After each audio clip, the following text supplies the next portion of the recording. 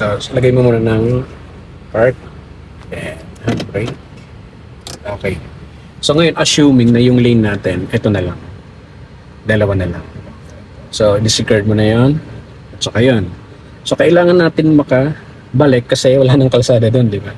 So, ang gagawin natin dito, hindi na yung kanina na U-turn kasi kakapusin na tayo. Okay po. Nagawa mo na ba yun? Hindi pa. Hindi po. Okay.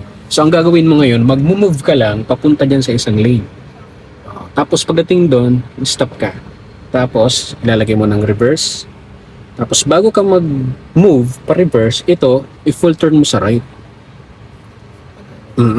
Okay. So, try natin. Sige, lagay sa drive muna. Okay. Tapos, handbrake baba. Tapos, full turn sa left. Okay. Assuming 2 lanes na lang to. Tapos, babalik tayo kasi wala nang kalsada doon. So, ngayon, move ka lang papunta dyan sa isang lane. Dyan lang. Sige. Okay. Sige, no pa. Sige, pabanti pa ng konti.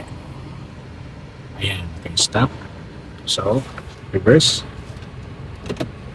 Then, full turn sa right. Okay, full.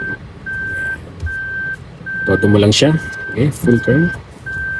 Okay, sige pa. Ayan. Tapos, move tayo unti-unti. Kukunin naman natin yung isang lane doon kanina. Kung saan tayo nanggaling. So, mayroon tayong camera. May side mirror tayo. Para mas makita mo. Sige, go. Kailangan unti-unti. Pa. Ito yung pinakang gitna ng kalsada. Yan, sige pa. Kunting galaw pa. Yan, okay na yan. Then, full turn naman sa left, drive. Okay, kahit alin dyan, pwedeng mauna. Okay. Tapos, lagay sa drive. Okay, so gagamitin natin yung 2 counts sa pagharap natin doon. Okay, sige. Move. Yan. So, sige pa, konti pa. Hanggang maka-straight tayo dyan. Okay, 1, 2. Okay, sige, go. So, yun yung ginagawa kapag 2 lanes at gusto mong bumuelta. Okay, sige, ito tayo.